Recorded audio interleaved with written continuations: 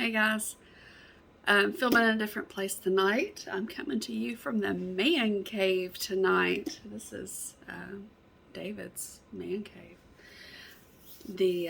David and Liv are downstairs building something, and my art room is downstairs, so you guys don't want to hear drills and saws. So, talking to you from up here tonight. I had promised some book reviews coming up, and this book that I'm getting ready to show you, If These Ovaries Could Talk, the things we've learned about making a LGBTQ family. I'm going to flip my camera, see it. But anyway, this book is by Jamie Kelton and Robin Hopkins. They have a wonderful podcast, and this book was just beautiful. And a lot of you know that I'm a OBGYN clinical service technician, and this book appealed to me, so I picked it up.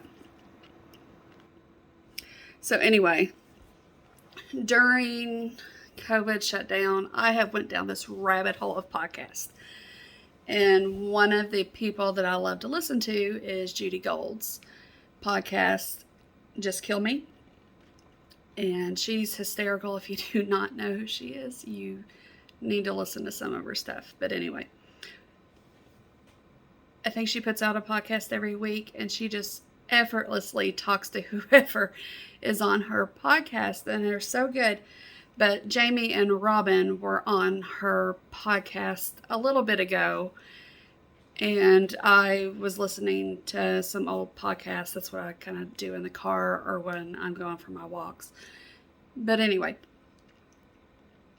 Judy Gold is in this book, and her quote's on the front of it. But Jamie and Robin were on her podcast, and they were talking about their book. And I'm an avid reader. I read like 1 or 2 books a week, typically. So since COVID hit, I thought, I'm going to better myself. I'm going to start reading some nonfiction books, some memoirs, some autobiographies. And since I work in women's health and OBGYN, I thought this is a book that I would love to read. So I picked it up, and I'm going to talk to you a little bit about it. I'm not going to tell you everything about it because you should go buy it. Very good read. But I'm going to talk to you about it from an OBGYN nurse's perspective, as someone who works with families in the LGBTQ community, from someone who works with women with fertility issues.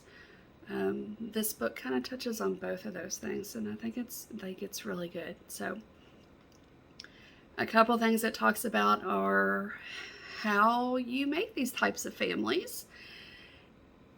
And it appealed to me too, as I just said, just because of women with fertility issues. So I'm a little versed in some of these things. So you have your ICI, which is your intracervical insemination. And that's what everybody calls the turkey baster method in layman's terms. So anyway, that is injecting semen into the vaginal cavity as close as you can to the cervix as possible through a syringe or baster, what have you. And that gives you about the same odds as getting pregnant as having sex. It's basically, if you think of a man and woman having sex, man ejaculates up close to the cervix, the semen goes through, finds its egg, and plants. So lesbian women a lot of times will use this method. I think it's actually the cheapest method too. You have to shop for sperm, find a sperm donor, and all of that is, if a sperm donor wants to remain anonymous, or if that family wants them to be anonymous, or if they want the opportunity for their children to know their sperm donor later in life, or So that's that method. You also have your IUI, which is your intrauterine insemination. That is similar kind of to an ICI, but it's a little more in depth. So that is with the sperm, it goes through something that doctors like to call washing. But anyway, when a woman is ovulating during their peak ovulation time, the sperm is in almost like a I've done a couple of these, not a whole lot, but we've done a couple of these, almost like a curved pipelle, and you actually insert that through the cervical os into the uterus and expel the semen. So it's going straight to the source.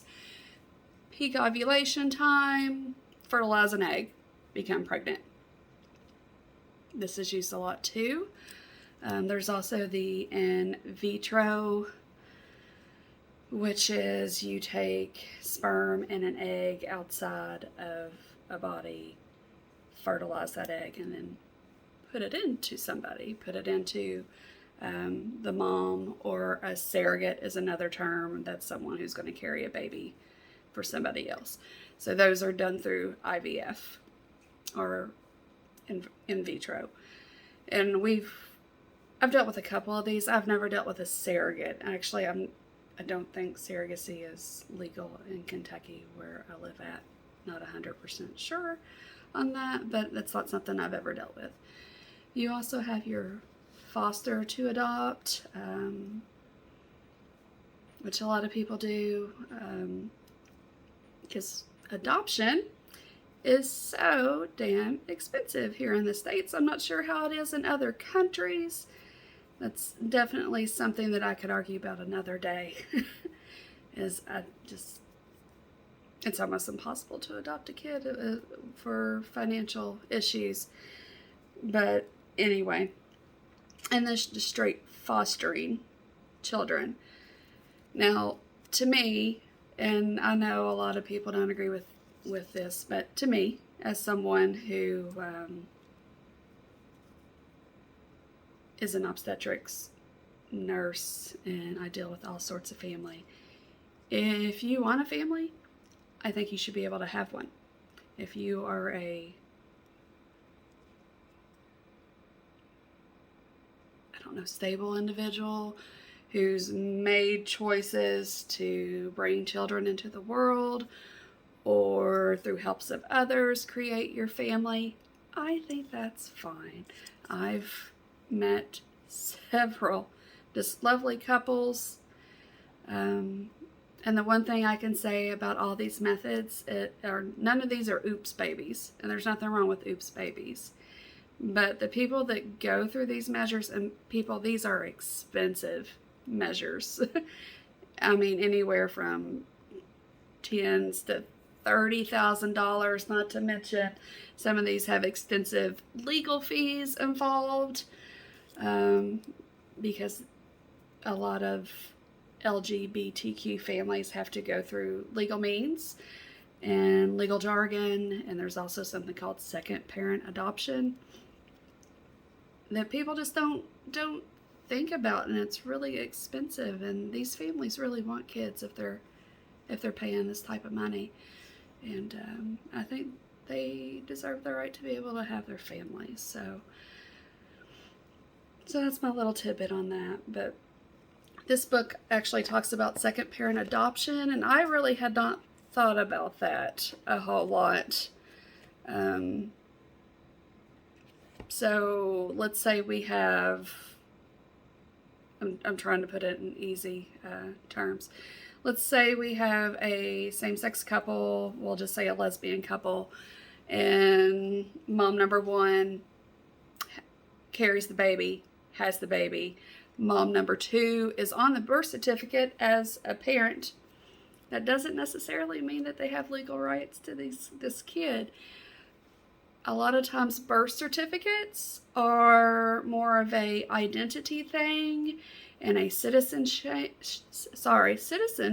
thing, and not a custody thing. Does that make sense? So second mom would go through a lawyer to be a second parent adoption to say that they have legal rights to this child. So a lot of these couples have to do that because if something happens to one parent, you have to prove that the other one is the legal guardian. So there's a lot that goes into this, and it's hard. It's hard. There's a lot involved in it. So anyway, that's some of the things that are in this book. And this book gives testimonies from different types of couples, and it talks about how their families were made. And there's also testimonies from children in this book that are part of queer families and how growing up in that was. And this book was just beautiful. It's a bunch of very lovely families talking about things that happened in their life and how they got there, and some beautiful joyful things, and then some tragic painful things. And as someone that deals with helping people make families, it really touched my heart. So if you're interested in books like this one was fantastic. And if you like podcasts, it's actually a really, really good one to listen to as well. So I'm happy to talk to anybody a little bit more about it, but all my nurse friends out there, all my obstetric nurse friends, this is a good book to read. I think it would make you a better nurse for your patients. So pick it up. Go. Jamie and Robin also have an Instagram account that I follow, and you should too. So go buy their book, read it. It's very good.